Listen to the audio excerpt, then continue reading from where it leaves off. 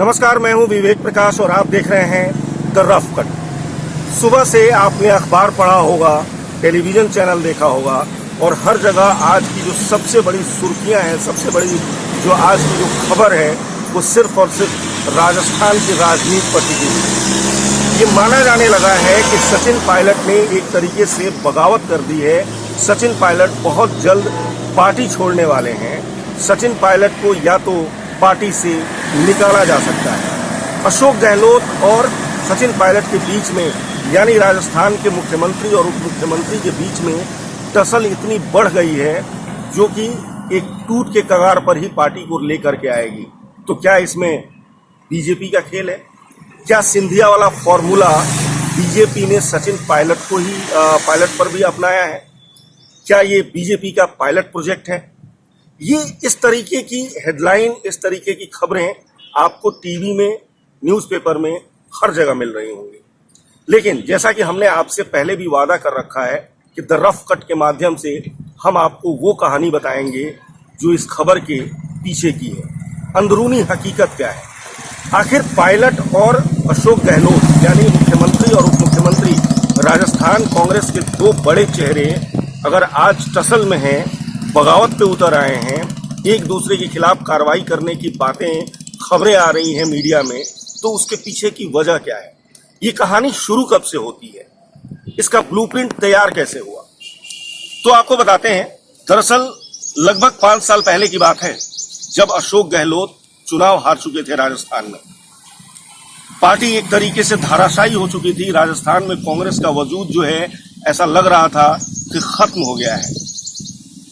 आलाकमान ने अशोक गहलोत को दिल्ली की राजनीति में बुला लिया और दिल्ली की राजनीति में अशोक गहलोत राज्य का प्रभार देकर के उनको महामंत्री बना दिया गया, जो कि राज्य के प्रभारी राजस्थान के हो गए। और संकेत दिया गया और एक तरीके से सीधा सीधा इंडिकेशन और सीधा सीधा खुला हाथ दिया गया सचिन पायलट को कि वो राजस्थान की राजनीति में कांग्रेस की बागडोर को संभालें और कांग्रेस के संगठन को मजबूत करें। राहुल गांधी उन चेहरों में से भी हैं, सचिन पायलट उन चेहरों में से भी हैं जो राहुल गांधी के काफी करीबी माने जाते हैं। लेकिन साथ ही साथ उसी वक्त एक वाकया और हुआ और वो वाकया ये हुआ कि दिल्ली की राजनीति से राजस्थान के एक कद्दावर नेता सीपी जोशी को दिल्ली की राजनीति से हटा करके फिर से राजस्थान की राजनीति में रखा गया ताकि वो सचिन पायलट की मदद करें। लेकिन सचिन पायलट एक युवा नेता होते हुए, उनको नादान मानते हुए, जोशी जी को ये लगा कि वो दिल्ली की राजनीति से निकल करके राजस्थान की राजनीति में फिर से अपनी पैठ को बरकरार कर पाएंगे, फिर से अपनी पैठ को मजबूत कर पाएंगे और एक लीड लेने वाली पोजीशन में आ जाएंगे। अब यहाँ राजनीति ने एक बार फिर करवट बदली और क्योंकि सीपी जोशी और अशोक गहलोत के बीच में पहले से ही संबंध जो है वो ठीक नहीं थे, ये सारी चीजें आलाकमान को भी पता थी। ऐसे में अशोक गहलोत ने सीपी जोशी के ऊपर एक अपना दांव खेला, जो आलाकमान में जो राहुल गांधी और सोनिया गांधी और आलाकमान कहे जाने वाले इनके जो सबसे करीबी माने जाते हैं अहमद पटेल, उनको अपने एक तरीके से कॉन्फिडेंस में लेकर के अशोक गहलोत ने एक बार फिर से राजस्थान की राजनीति में प्रवेश किया। वक्त आ गया था, राजस्थान में विधानसभा चुनाव हुआ। राजस्थान में वसुंधरा के खिलाफ, वसुंधरा राजे सिंधिया जो मुख्यमंत्री थी, उनके खिलाफ एक तरीके से एंटी इनकम्बेंसी बनी हुई थी। ये माना जा रहा था कि कांग्रेस यहाँ पे अच्छा करेगी। कांग्रेस ने अच्छा किया भी। लगभग 200 जो सीटें हैं विधानसभा की, उन 200 विधानसभा सीटों में कांग्रेस 107 सीटें जीत कर आई।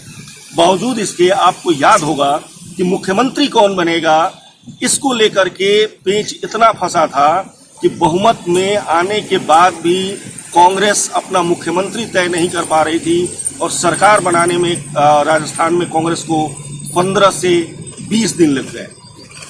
संकेत वहां साफ हो चुका था, ये साफ जाहिर हो चुका था उस वक्त कि अशोक गहलोत और सचिन पायलट के बीच में रिश्ते जो हैं वो ठीक नहीं है। खटास आ चुकी है। जो पद को लेकर के और कुर्सी को लेकर के जो एक टसल है वो सार्वजनिक हो चुका था, सामने आ चुका था, ये सब कुछ जाहिर हो गया था। वरना कांग्रेस को मुख्यमंत्री तय करने में राजस्थान में इतना वक्त नहीं लगता।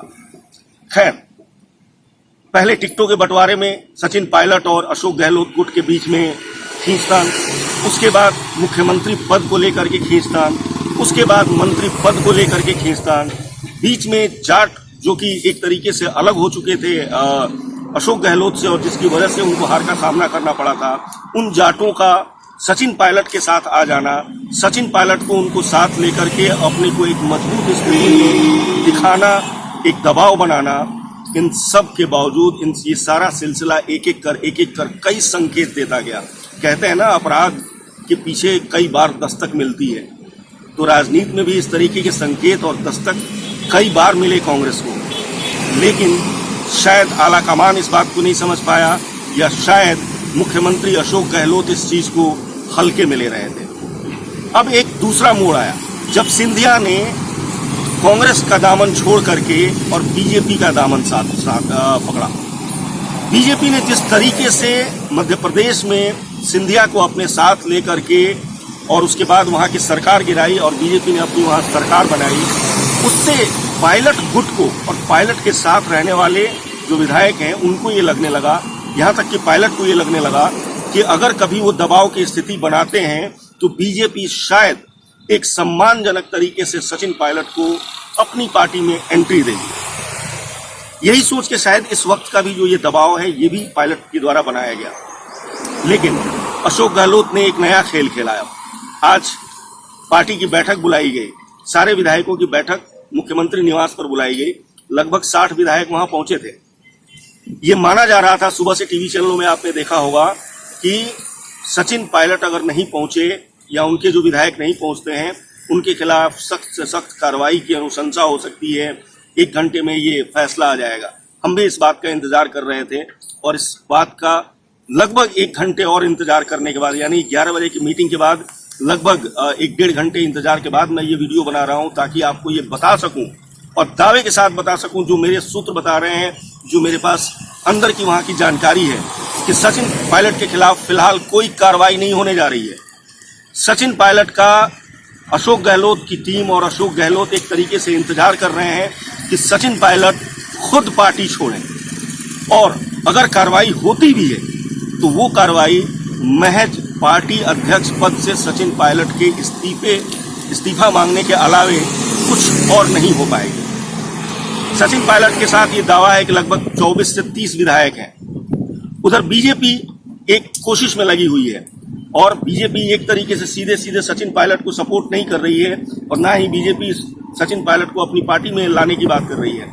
लेकिन जो सोर्सेज के हवाले से खबरें आ रही हैं उसमें अंदर की बात यह है कि बीजेपी ने सचिन पायलट को ये कहा है कि आप पार्टी तोड़ करके सरकार बनाओ, राजस्थान के नए मुखिया बनो, मुख्यमंत्री बनो और बीजेपी आपको बाहर से सपोर्ट करेगी। ये अंदर की बातें हैं, ये वो बातें हैं जो आपको तमाम टीवी चैनलों और अखबारों में नहीं मिल रही हैं, नहीं मिलेंगी, क्योंकि ये बिल्कुल रफ कट है। जो क्लाइमेक्स आज आपको दिख रहा है, जो फिल्म आपको आज दिख रही है, सिनेमाई अंदाज में जो घटनाक्रम राजनीति का राजस्थान का बढ़ रहा है, उसका ये रफ कट है। आगे आगे देखिए होता है क्या।